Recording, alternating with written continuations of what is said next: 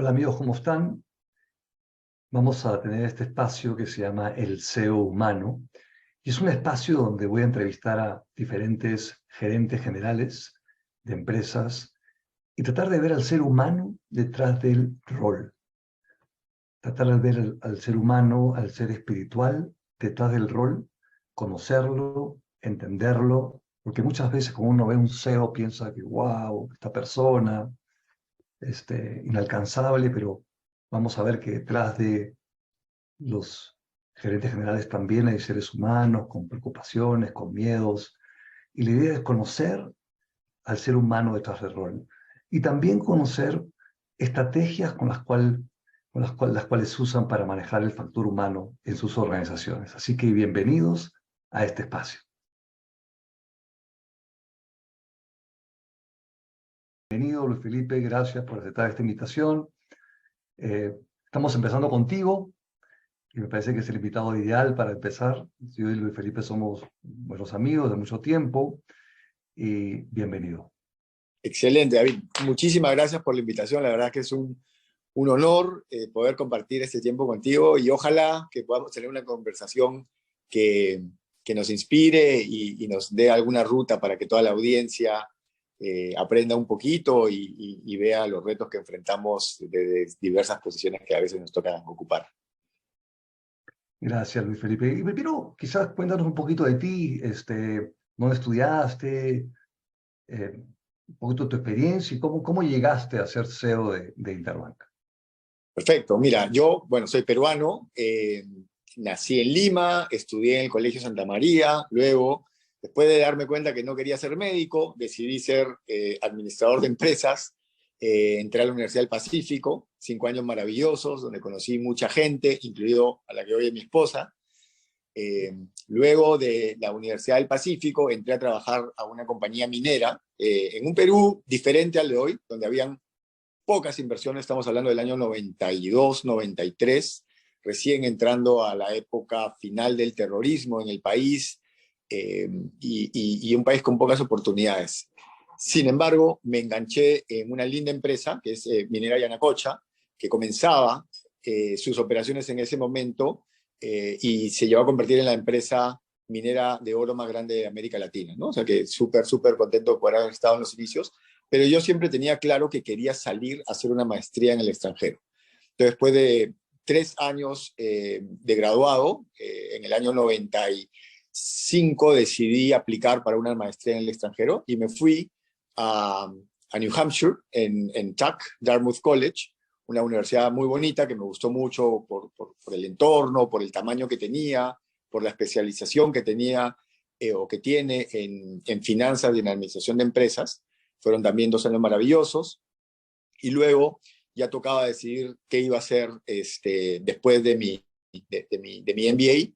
Y tomé la decisión de quedarme a vivir por 2 años en Estados Unidos. Ese fue el acuerdo con mi esposa. Pero las oportunidades se fueron dando y terminamos quedándonos 10 años en Estados Unidos. Wow. Y llegó un momento que ya con 3 hijos decidimos regresar a Perú, que era el lugar donde sabíamos que siempre queríamos vivir. Ahí me enganché con el grupo Interbank en ese momento, Intercorp hoy. Entré a trabajar al negocio de fondos mutuos, como gerente de los fondos mutuos.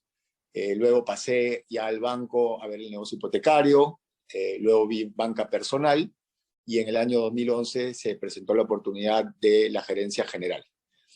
O sea que ya tengo por terminar mi año 11 como gerente general de... Luis Felipe, ¿a qué edad fuiste gerente general de Interbank? A los 40. A los 40. Súper joven, la verdad. Sí. Súper Sigo joven. siendo joven, por si acaso, pero sí, lo tomé bien. Ok, magnífico. Bueno, linda carrera, la verdad. Y quizás ahora un poco, yéndonos un poco fuera del trabajo, si yo te preguntara a ti que, además del trabajo, porque sé que el trabajo te apasiona, porque te veo súper comprometido en lo que haces, ¿qué, qué te apasiona fuera del trabajo? ¿Qué pasiones tienes fuera? Mira, mi principal pasión fuera del trabajo es el deporte, ¿ya? De 2 formas.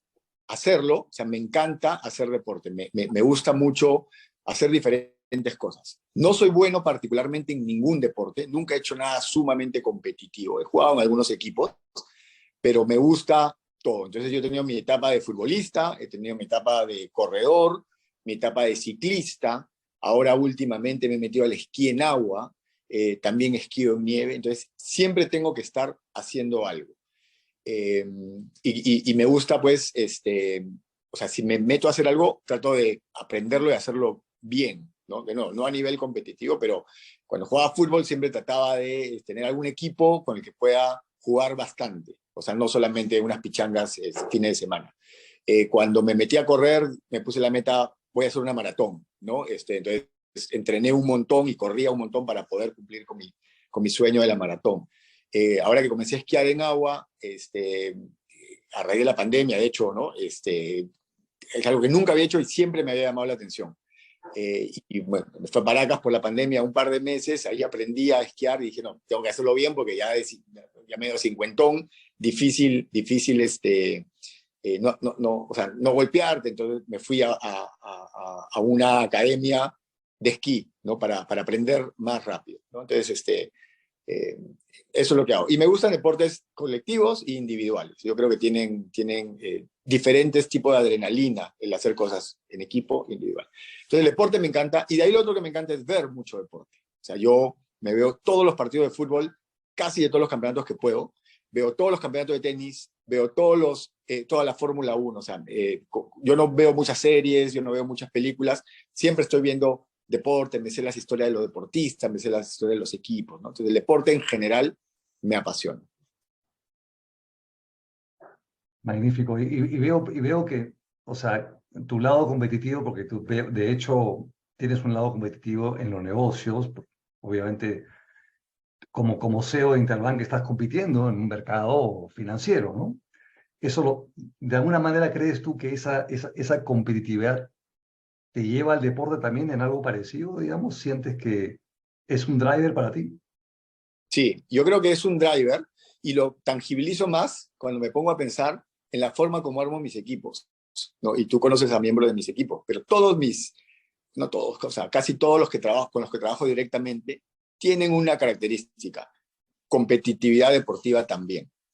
Y es por lo que tú dices. Creo que los que hacen deporte ya, o sea, no, a un nivel de algún tipo de competencia, por más que sea amateur, desarrollan un instinto de no querer perder, ¿no? De querer ganar, de enfrentar los retos de una diferente manera. Entonces tengo en mi equipo 2 o 3 personas que han hecho Ironman en algún momento de su vida, uno que ha subido el Everest, tengo, ¿no? A Gabriela que corría mucho durante mucho tiempo, o sea, ha ganado las carreras que hacemos en Interbank. Entonces creo que el deporte te da una característica especial de competitividad y te da mucha resiliencia, creo yo, ¿no? Y eso cuando se transfiere al mundo corporativo, al mundo de los negocios, se deja ver. Interesante, Luis Felipe. Y definitivamente la competitividad te ayuda en tu puesto como CEO, sin lugar a duda. Eh, uno, uno tiene que estar todo el tiempo mirando la competencia. Pero déjame hacerte una pregunta ya más personal, yendo un poco más adentro, que es lo que pretende este programa. Y, y si yo te preguntara, ¿de dónde viene esa competitividad que tienes? ¿Cuál es el origen? Normalmente estas cosas se originan en la niñez. Las personalidades de uno muchas veces, de acuerdo ya sea a qué tan, por ejemplo, o sea, de acuerdo a qué tan cálida y amor incondicional que uno tuvo en su niñez, uno o no tuvo, va formando de alguna forma estructuras para defenderse en la vida y sobrevivir la niñez que uno tuvo. Entonces, si yo te preguntara a ti, para que hicieras una introspección, ¿de dónde viene, crees tú, esa competitividad, ese rasgo competitivo de tu carácter? ¿Qué me dirías? A ver, yo creo que viene de cómo fui formado, de la infancia. O sea, lo que veíamos en mi casa, de nuevo, mis padres siempre nos han empujado a competir, siempre nos han empujado a aspirar a lo mejor. Siempre he escuchado en inglés, ¿no? Second to none, o sea, segundo de nadie, ¿ya? Pero en el buen sentido, para que nos las creamos, ¿no? O sea, y de nuevo, de chico también yo hacía karate. Entonces era como, lo que hagas, hazlo y dedícate. ¿ya? Entonces, cuando mi mamá me metía a las academias, ¿no? Del Club Regatas, por ejemplo, yo a veces quería hacer karate y quería hacer fútbol y quería hacer una cosa. Y ella me decía, no, escoge uno para que lo puedas hacer bien. Porque si haces un montón de cosas así, poquitas, no te va a gustar, nunca te vas a poder consolidar. Pero creo que era un poco su forma de empujarme a tener disciplina en tratar de ser máster en algo para luego pasar a la siguiente. O sea, porque no fue que me dijo, este año es karate y ahora toda tu vida vas a hacer karate. Hay papás que sí, porque meten a sus hijos en tenis y leen tenis, tenis, tenis. Pero que decía, karate, dedícate. Si te quieres quedar, quédate. Si no, tenis, pero dedícate, ¿no? Entonces, creo que viene por ahí. Creo que viene de la casa. Y si, déjame hacerte una pregunta derivada de eso. ¿En qué medida tú, y es una pregunta obviamente difícil de responder, pero ¿a qué te dice tu intuición? ¿En qué medida sientes que de alguna manera el amor de tus padres está condicionado a que seas exitoso en lo que hacías? Wow, ¿qué tal pregunta? Eh, Se a llama el ver, ser humano esto. sí, sí. Es que, o sea, a primera reacción te provoca decir, no, nada que ver, ¿no? O sea, pero claro, mis papás siempre me han empujado a ir por más, siempre, ¿ya? Y nunca han tomado la actitud de, pucha, pobrecito, no le sale, no puede. Siempre ha sido, dale, y eran bien estrictos. Entonces, cuando algo yo no lo completaba o no le ponía la pasión que les había transmitido, que le quería poner, ellos me lo hacían notar, ¿no? Sobre todo mi mamá, o sea, ellos siempre han jugado muy bien en equipo, ¿no? Pero siempre me han hecho notar que ser mediocre no es aceptable.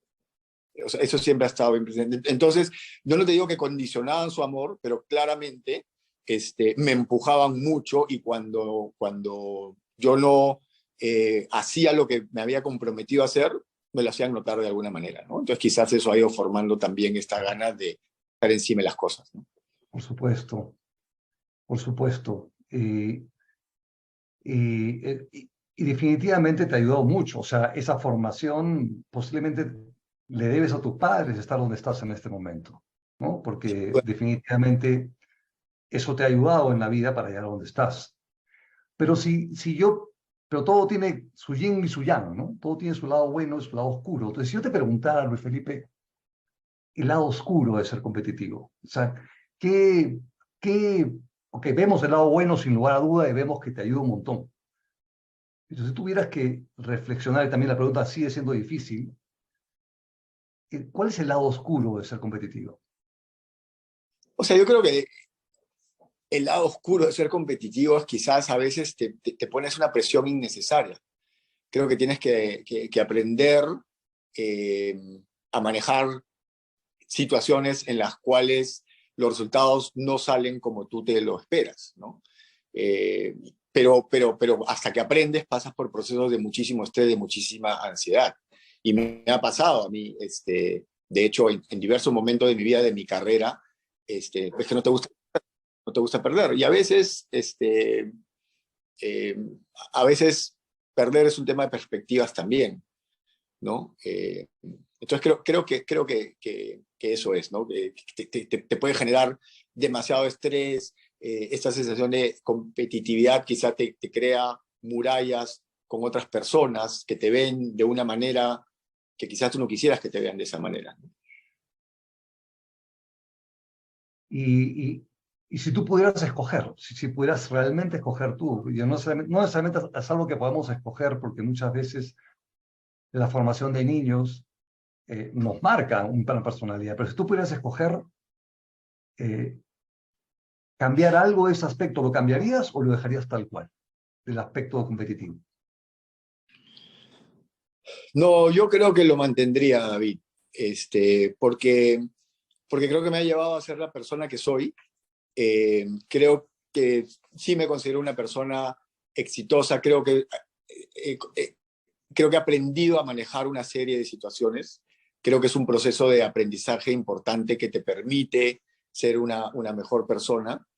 Y entonces yo creo que sí, pues que yo creo que ser competitivo te mantiene, o sea, yo creo que el opuesto competitivo quizás es la complacencia, y creo que la complacencia puede ser eh, algo que puede ser un descarrilador de tu vida o de tu carrera, ¿no?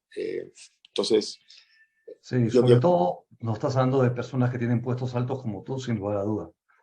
Y Luis Felipe, de hecho, a ver, las personas cuando te ven a ti, te ven en tu puesto, te ven exitoso, o sea, gerente general de Interbank, asumen que ya la tienes hecha, que ya lograste mejorar en todo lo que tenías que mejorar, pero la realidad no es así, pues. O sea, todos somos un work in progress realmente. Y si yo te preguntara a ti, eh, eh, que nos cuentes una lección que te dejó un fracaso, algún logro no alcanzado, que nos cuentes un poquito qué pasó y cuál fue la lección.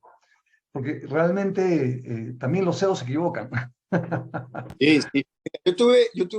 Yo le agradezco mucho a un logro no alcanzado temprano en mi carrera, ¿ya? Cuando bueno, yo fui a cabo pues a un buen colegio, una buena universidad, para conseguir mi primer trabajo, que te contaba en Yanacocha, no fue muy difícil conseguirlo, habían pocas oportunidades en el Perú, pero la verdad es que me citaron un par de entrevistas y fluyó muy fácil, ¿no? Y luego me fui a mi maestría y, y bueno, ¿no? Venía de la Universidad del Pacífico, estaba en un MBA en TAC durante mi primer año. TAC es una de las mejores universidades de Estados Unidos. Y dije, voy a trabajar en banca de inversión, ¿no? Y mandé mi resumen, ¿no? Lo preparé, vi cómo se preparaba un resumen y lo mandé seguramente como a 15 o 20 bancos de inversión en Estados Unidos. Y me invitaron a las entrevistas, llegué a las entrevistas, ¿no? Me puse mi mejor terno, mi mejor camisa, me compré una bonita corbata y dije, bueno, ahora que vengan a conocer a Luis Felipe Castellanos y que vengan las ofertas para ver, ¿no? En cuál me quedo. Y pasé, como te digo, entre 15 y 20 entrevistas y en las 15 o 20 me dijeron que no. O sea, en la gran mayoría ni siquiera me llamaron a la segunda ronda, ¿no? Y para mí fue un golpe fuertísimo, ¿no? O sea, yo dije, ¿qué pasó? O sea, yo era un buen estudiante, había tenido una buena chamba, había llegado a un buen MBA y ¿qué ha pasado conmigo que no puedo conseguir una práctica de verano mientras veías como todos mis compañeros, ¿no? Iban celebrando, iban consiguiendo sus prácticas y yo me iba quedando sin oportunidades, ¿no? Y estaba invirtiendo un montón de plata en mi MBA y entonces me cuestioné muchísimas cosas.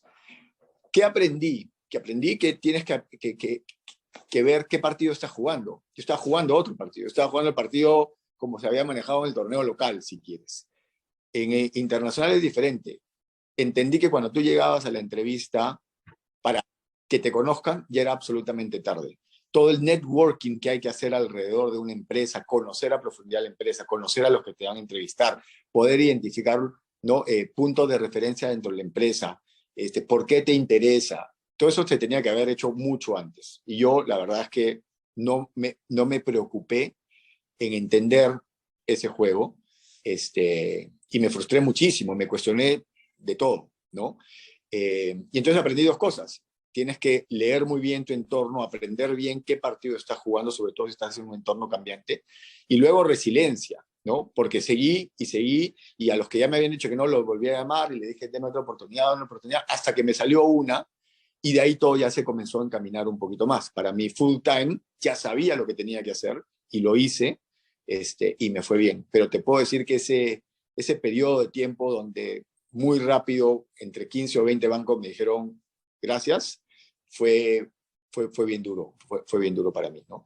Entonces la resiliencia y aprender a leer el entorno y jugar la regla de juego del partido que te toca jugar es clave, y no dejar las cosas al azar. Entonces desde esa oportunidad yo soy una persona que me he vuelto bien metódica, ¿no? Y me gusta entender a la audiencia a la que le voy a hablar, el reto que voy a enfrentar, el negocio al que estamos entrando, ¿no? O sea, me dio un montón de disciplina, y no pensar que porque yo iba a poder lograr todo. Hay mucho trabajo atrás de cada uno de los logros que yo tenía. qué buena lección para todos en realidad, ¿no? Creo que es una linda lección, una experiencia. Ahora, conociendo un poquito mi tema, yo quiero contarte, Luis Felipe, que trabajo mucho un tema que se llama sanando tu niño interior. Por eso te hago preguntas de tu niñez y este tipo de cosas. Este, o sea, debe haber sido para ti aún más difícil que para otra persona haber justamente no recibido ninguna oferta porque acuérdate que tus padres querían que seas el mejor o que seas bueno, entonces es como que la parte niña nuestra también sale a flores, ¿me entiendes? Y sale la inseguridad y sale el querer demostrar. Debe haber sido un momento muy difícil para ti, se me ocurre. Sin duda, sin duda. O sea, andaba, andaba ¿no? medio deprimido, me cuestionaba todo, pero sí me quedó un poquito de resistencia. Yo me acuerdo que a mi entrevista número 15, este, me volví a poner mi mejor terno y yo estaba con un amigo y mi amigo me dijo, ¿para qué vas? Así me dijo, ¿para qué vas si ya sabes lo que va a pasar? Pero yo salí con entusiasmo. Dije, pucha, no, qué pincha globos este pata. Salí con entusiasmo. Igual, eh, igual me chotearon, pero me acuerdo que cada nueva oportunidad yo la vivía con expectativa. Cuando, no cambió mucho el resultado, pero nunca fui perdedor a la oportunidad. Y de eso me acuerdo de ese comentario de mi amigo, digo, y bueno, como te digo, al final salió algo, de hecho no salió en Nueva York, me tuve que ir a Buenos Aires, que también estaba bonito, pero no era el Wall Street Investment Banker que yo quería hacer, pero no, dije, bueno, me mordí lo que tenía que morder y dije, voy a tomar esta oportunidad, me pagan mucho menos, el banco no era con tanta reputación, pero me permitió ir construyendo una historia alrededor de un negocio en el que yo no había estado. Entonces, cuando regresé ya para mi full time, tenía ya puntos para contar mucho más concretos por qué quiero ir, en lugar de decir por qué quiero ir a una minera a Wall Street, ya podía contar por qué quiero ir de un banco de inversión en Buenos Aires a un banco de inversión en Wall Street. Entonces ya las cosas comenzaron a cuadrarse un poco más. Pero creo que Mm, la resistencia es lo que permitió seguir y no decidir, ¿sabes qué? Me voy a buscar ya otra industria porque acá ya fue, ¿no? Este, pero magnífico. fue muy duro y claro, y tal cual, y la expectativa, o sea, yo tengo una muy buena comunicación con mi familia. Yo le decía a mi esposa, tengo mi entrevista y tenía que regresar a la casa y decirle, no fue, y tenía que llamar a mis padres y contarle, ya tuve la entrevista que había estado esperando. Claro, al final ya no les contaba cuántas entrevistas me faltaban para bajarles a ellos también la ansiedad y la expectativa, ¿no? Pero Claro. sí, son momentos interesantes, de aprendizaje. De hecho. Y hablando de aprendizaje, justamente yo sé que en el banco hacen 360 de vez en cuando y tratando de que todos mejoren, tú y toda tu gente. Este, ¿Qué le falta mejorar a Luis Felipe Castellano? O sea, ¿qué área de mejora sientes que tienes todavía por desarrollar? Mira, siempre tenemos un montón de áreas por mejorar. Ahorita lo que estoy, o sea, como tú sabes, David, el mundo está pasando por una transformación y el banco está pasando por una transformación digital, la industria financiera. Entonces, todo lo relacionado a temas tecnológicos, analíticos, nuevas formas de trabajar, uso de nuevas tecnologías, es algo en el que tengo que seguir aprendiendo, en el que le dedico mucho tiempo, pero eso viene con su contraparte de liderazgo, porque hay una serie de talentos con esos skills, ¿no?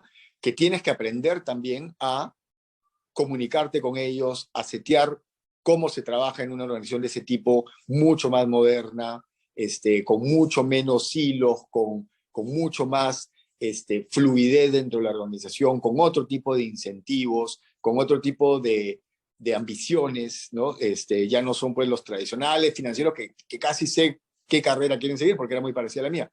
Ahora tengo que aprender muchísimo de un nuevo estilo de liderazgo para un nuevo talento que es importantísimo para lo que queremos lograr. Y, ¿no? y estamos en eso, ¿no?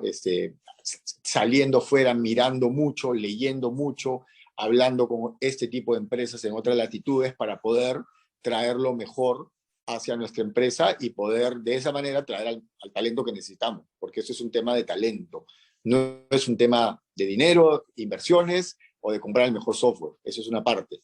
Necesitas el talento que te permita pasar por esa transformación y competir con los nuevos jugadores que están operando bajo esas nuevas reglas, ¿no? Sí, sin lugar a dudas, yo creo que además creo que esto es un tema que debe ser muy común a muchos CEOs que están ahorita justamente dirigiendo empresas porque todas están transformándose, sin lugar a duda. Pero Felipe, si yo te haría que hagas un doble clic en la pregunta y diré, ok, entiendo, válido, 100% de acuerdo, necesario mejorar eso, pero a nivel personal, a nivel algo más personal, que impacta tu liderazgo, que tiene que ver contigo, cuál es tu desafío personal? ¿En qué quieres ser mejor? ¿Qué me dirías? ¿En qué quiero ser mejor? Bueno, o sea, quiero seguir siendo un mejor líder, quiero poder impactar a más gente, quiero poder dejar quizá un legado de una forma diferente de hacer negocios en el Perú, eh, de cómo llevar a nuestro país a ser un país del primer mundo, desde la posición que yo tengo, o sea, cómo puedo ayudar en eso, ¿no? Este, y entonces es una ruta de aprendizaje. Hoy día creo que los líderes tenemos que comunicar diferente. Hoy día el trabajo remoto es una realidad. Tienes que aprender a lograr empatía con un grupo que probablemente no lo veas físicamente como antes. Este, yo creo que ese es un camino de aprendizaje importante que tengo que recordar. O sea, o sea, ser un mejor líder aún, digamos, ¿no es cierto? Ser un Y, mejor líder, poder inspirar a más gente en un entorno muy cambiante, en donde las relaciones personales han cambiado, ¿no? Y hay que aprender a relacionarse con este nuevo normal. y, y hablando de eso, si yo te preguntara a ti, que en tus 11 años de SEO en Interbank, que no es poco, o sea, ¿qué podrías compartir con personas que te están escuchando? Porque hay muchos líderes que están escuchándote en este momento, para ser un mejor líder con tu gente, para generar un mejor clima, para ser más empático. ¿Qué te ha dejado esta experiencia de aprendizaje o qué consejo podrías darle a otras personas para Ujú. justamente ser un mejor líder? Mira, a ver, yo creo que, a ver, ser un líder es una elección primero. No todos tenemos que ser líderes. Entonces, si tú decides ser un líder, tienes que entregar tu 100% a ser un líder. ¿Qué es ser líder? Es hacer que las cosas pasen a través de las personas, ¿no? Básicamente.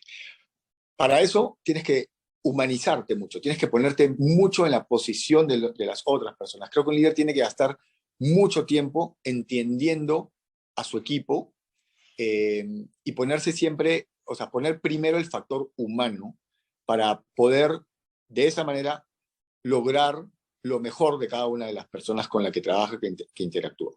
Entonces, lo primero es eso, lograr empatía y humanización. Entonces, creo que hay que trabajar mucho eso. Lo segundo, hay que reconocer que un líder no tiene que tener todas las respuestas. Al principio yo creía que eso era mi rol de líder. Y nada que ver, pues tú lo que tienes que hacer es armar el mejor equipo posible. En el momento que tú reconoces que en cada una de las áreas que están bajo responsabilidad del CEO, tienes una persona que sabe más que el CEO, ese es el momento en que tú dices, pucha, estoy logrando algo importante. El que cree que tiene que poner a alguien que no me haga sombra, ¿no? O que yo le tengo que dar todas las pautas, no va a tener éxito, ¿no? Entonces siempre rodéate y búscate a los mejores. Y si son mejores que tú, mejor aún. Porque tú no tienes que tener las respuestas. Máximo tienes que tener las preguntas correctas. Pero las respuestas las tienen que hacer el equipo. Y tú, bueno, o sea, ¿yo qué voy a saber más de riesgo que, no sé, que mi VP de riesgos? ¿O qué voy a saber más, no sé, de sostenibilidad o de legal que mi VP de sostenibilidad o legal? ¿No? O de banca retail que mi VP de retail. Ellos son los tromes, ellos son las capas en eso. Yo tengo que asegurarme que tienen los recursos para poder brillar, ¿no? Y si ellos brillan, me va a tocar brillar a mí. Y creo que el último punto es que sí es un rol del líder, ¿no? Poner la visión clara. ¿A dónde vamos? O sea, y que esa visión sea inspiradora, que te permita que al compartir esa visión común sea un movilizador de las personas que están trabajando en la organización. Entonces, dedicarle mucho tiempo a poner una visión que sea inspiradora, que sea retadora, que movilice y encargarte de que esa visión sea entendida y compartida con todos, ¿no? Y de ahí otro rol que no podemos dejar de lado es el tema de que los líderes hacemos talento, clima y cultura, ¿no? Entonces tienes que estar involucrado en traer a los mejores, estar involucrado en hacer el shaping o moldear la cultura organizacional que se necesita para ser exitoso en el mundo de hoy o que convive con los valores importantes de la organización, ¿no? Entonces, dedicarle mucho tiempo a la cultura organizacional, a permitir que los colaboradores vivan los valores que se han definido como importantes para la organización, es otro rol de líder. Eso no es asociado a recursos humanos. Magnífico. Luis Felipe, pero déjame hacerte una pregunta que mucha gente lidia con este problema. A ver, ¿cómo lo has resuelto tú? Tú me dijiste que empatizar, humanizarte termina siendo crucial para ser un líder. Pero muchas veces las metas agresivas, y me queda claro que Interbank tiene metas recontra agresivas, y el foco en las metas genera un fenómeno que se llama ceguera de atención, que es te concentras mucho en las metas y todo lo que está acostado pierde importancia y en eso te deshumanizas y pierdes empatía. Entonces, ¿cómo haces para no perder empatía siendo Interbank una organización tan orientada a las metas? ¿Cómo te pasa? O sea, estoy más interesado que cómo le pasa a Interbank, cómo te pasa a ti. O sea, ¿cómo haces tú como líder para no deshumanizarte cuando hay mucha presión por los objetivos?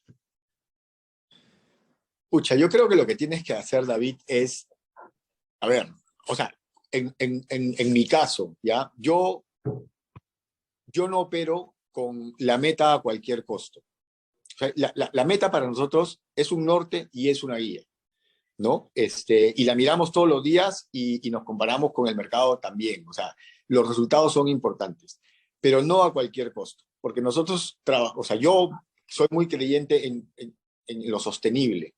A veces alcanzar una meta a cualquier costo no te va a permitir alcanzar la meta del siguiente año o tu objetivo del siguiente, porque exprimiste a la persona o a la organización de tal manera que la estás posicionando para el fracaso en el siguiente periodo. Quizás al principio era más una preocupación, pero creo que el tenure o el tiempo te permite aprender. Y ya después de 10, 11 años, ¿no? Puedo manejar esto de una mejor manera. Y si me tengo, como yo digo, que poner rojo frente a mis stakeholders, a mi directorio, por no haber alcanzado una meta, en la medida que haya sido o sea, con las razones bien entendidas y sustentadas, yo no tengo problema. Antes sí me causaba mucha ansiedad. Antes yo decía, ¿cómo voy a poder mostrar no haber llegado a la meta? Entonces, es parte de un proceso de aprendizaje. Creo que hay que comunicar mucho, hay que tener mucha transparencia, hay que tener los incentivos adecuados. O sea, nosotros velamos mucho por el clima y la cultura.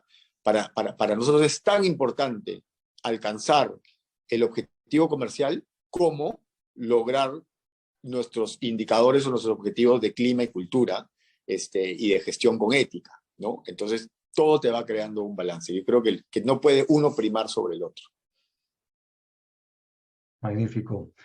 Otro tema también que termina siendo muy desafiante justamente para el clima y cultura es el tema de los favoritos, Luis Felipe. A ver, es humano que tú tengas más afinidad con algunas personas que reportan a ti que con otras.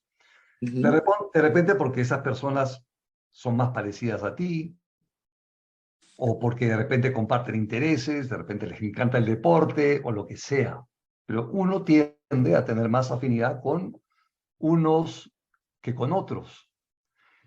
¿Cómo haces para que esa afinidad no se convierta en favoritos? Porque cuando la gente percibe que Luis Felipe tiene favoritos, el que es favorito se siente recontra motivado, pero los que perciben que tú tienes favoritos, si es que los tienes, hay mucha desmotivación. Entonces, Yo cuando fui gerente general de la UPC era un tema que me quitaba el sueño, te soy sincero, porque me Ujú. era muy difícil. Y yo tenía mi forma de manejarlo, pero me encanta saber, que me gustaría saber si es un tema que está en tu radar o no, y es un tema, ¿tienes alguna sugerencia para la gente que nos escucha? Mira, es un tema que sí siempre ha estado en mi radar, es un tema que he recibido feedback inclusive, porque, porque coincidió en algún momento que cuando a mí me nombran, yo tenía muy buenos amigos de toda la vida como parte del equipo que me reportaba directamente. Entonces, desde muy temprano el feedback que comenzó a llegar, con razón o sin razón, era claro, porque son sus amigos y son sus favoritos. Entonces, yo siempre he sido bien consciente y a veces tienes que tener ese equilibrio de no ser injusto con los que la gente cree que son tus favoritos o que quizás son tus favoritos, para no penalizarles innecesariamente. Pero en el transcurrir del tiempo he ido aprendiendo, creo que, a ver, es un tema que tienes que aprender a manejar como líder.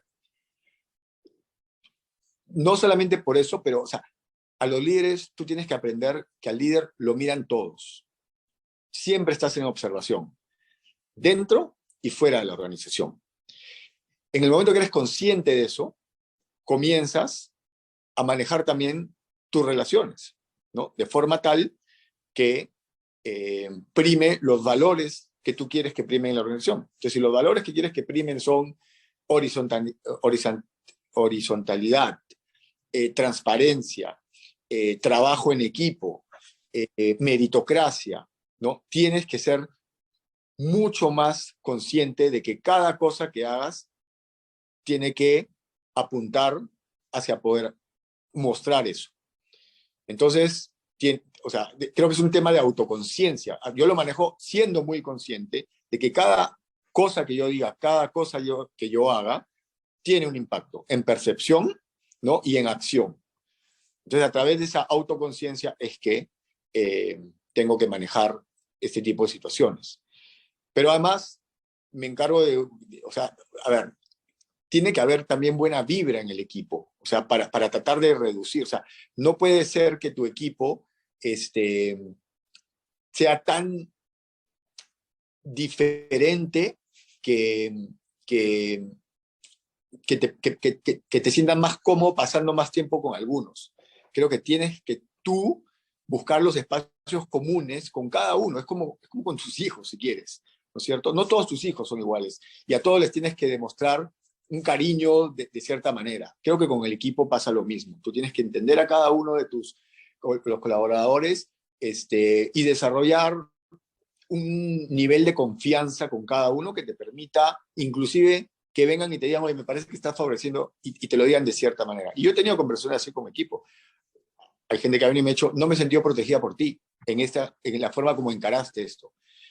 Y más que preocuparme, me encanta que me lo puedan decir, porque es feedback que yo puedo tomar, ¿no? Y el haber logrado ese nivel de compenetración y de transparencia con los miembros del equipo que me lo puedan venir a decir, me ayuda a seguir mejorando, ¿no? Pero creo que la Perfecto. autoconciencia de que el líder está siempre observado y que cualquier cosa que digas se va a magnificar. Eso me permite en las relaciones o en los comités de créditos, ¿no? O sea, porque, como te digo, es a diferentes niveles. A veces yo puedo decir, esa empresa no me gusta. Y yo sé que ese comentario va a marcar a esa empresa por mucho tiempo, porque los chicos lo escuchan y dicen, no, pero si a Luis Felipe no le gusta esta empresa, mejor no la miremos, no la traigamos, no hagamos. Y quizás puede ser un comentario bastante ligero, ¿no? Entonces, ese pequeño ejemplo también me ha permitido a mí aprender de que yo tengo que ser muy cuidadoso en cómo comunico, ¿no? No cambiar lo que pienso, pero sí ser cuidadoso en cómo comunico. Muy importante lo que dices, el líder está todo el tiempo observado. Y eso, si eres un CEO, tienes que tomarlo mucha conciencia de eso. Y es lo que me está diciendo. Y si tomas conciencia de eso, entonces vas a tener mucho más cuidado de lo que dices, haces. Muy buen consejo. Y, a ver, Luis Felipe, si yo te preguntara ahorita en Interbank, de los puestos que tienes en Interbank, ¿cuál es un puesto crítico para ti? Crítico, o sea, yo sé que todos son críticos, pero ¿cuál es el crucial, crítico, O sea, un puesto crucial es el de riesgos, ¿no? el de riesgos? Ok, yo te Sí. pregunto, y conozco a la persona de riesgos y obviamente sé que no tiene este problema, pero vamos a irnos a un caso hipotético. tienes una persona en riesgo, es espectacular, Luis Felipe, espectacular. Una persona en riesgo, para que aquellos que no saben, en los bancos, es la persona que básicamente mide el riesgo de un potencial crédito y de alguna manera este, lo aprueba, no lo aprueba, lo pasa, lo recomienda, no lo recomienda, y es vital para un banco. Si no tienes una persona buena en riesgos, puedes prestar a gente equivocada y al final quebrar como banco. Entonces, este, vamos a suponer, repito, una situación hipotética, que tu persona de riesgo es o sea, de hecho es espectacular y es yo podría decir, podríamos decir que tu ventaja diferencial. Pero esta persona en riesgos, que es espectacular en su trabajo, es una persona que genera mal clima. Ujú. Tiene un problema en realidad tiene un problema de ego. Se cree la gran tapa de ya sabes qué. Entonces, pero por otro lado, te trae, o sea, en bolsa, o sea, te logra los beneficios importantísimos que tú necesitas y es un crack. ¿Qué haces? ¿Qué haces con este caso de lo que llamo yo el principal dilema del líder? Personas que son espectaculares en su trabajo, pero tienen muy mal manejo de personas. ¿Qué haces en ese caso? Bueno, a ver, creo que es un lindo problema para un líder tener algo como eso, ¿ya? Eso es lo que yo creo, porque si eres exitoso en moldear a la persona, creo que se tiene que volver un proyecto tuyo. Y eso se hace a través de mucho feedback y mucha transparencia, lo que llamamos intervenciones.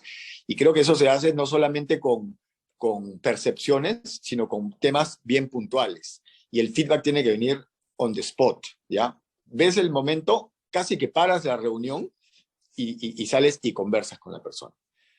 Creo que con feedback se puede hacer mucho. Yo he visto algunas, ahora, lleno al extremo que tú dices, si no es salvable la situación. O sea, por más que des feedback y trate de que tu proyecto se está convirtiendo en un fracaso, o sea, yo sí creo que las organizaciones no se hacen en base a individualidades. Y el clima y la cultura son demasiado importantes para poder alcanzar objetivos sostenibles. Nosotros en Interbank manejamos un concepto que se llama subir del bus o bajar del bus. Subir del bus a la gente correcta y bajar del bus a la gente incorrecta.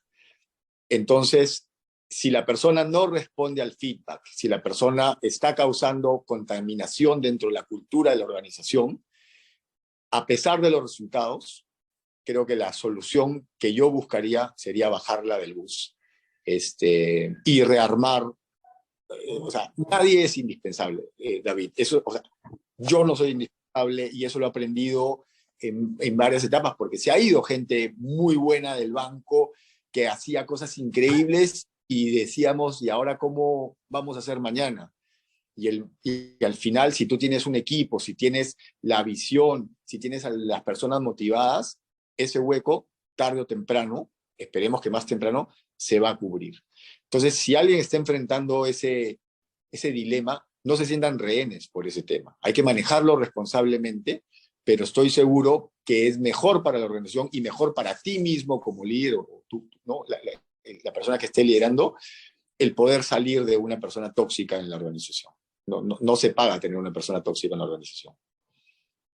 Yo no puedo estar más de acuerdo contigo. Estoy de acuerdo contigo que se empieza con feedback, se empiezan con mucho, como tú dices, hacer un proyecto de esta persona para el SEO, pero obviamente para que la persona cambie, tiene que querer cambiar, Luis Felipe. Y hay gente que no quiere cambiar.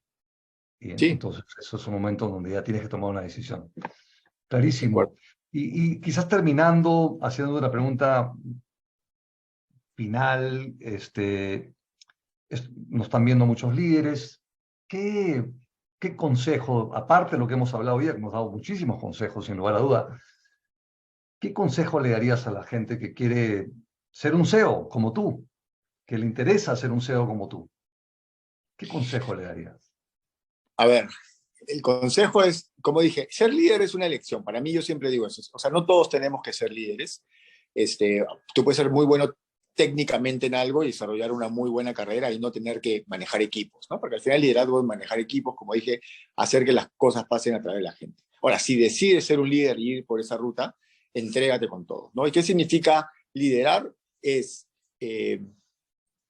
setear la visión y hacer que la gente comparta esa visión, poderlos inspirar, ¿no? En base a esa visión y conseguir los recursos para que cada uno sea exitoso y brille más que tú.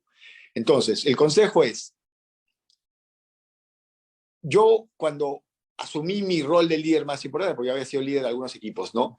Cuando fui CEO, pasé años muy duros desde el punto de vista de manejo emocional, ¿no? Porque sentía que tenía que tener todas las respuestas, tenía que la valla estaba altísima, o sea, Interbank ya le iba bien, y yo sentía, ¿no? Hay veces que te toca darle la vuelta a una compañía, no, acá había que mantener un éxito sostenido, y por la forma como yo era, tenía mucho miedo al fracaso, ¿no?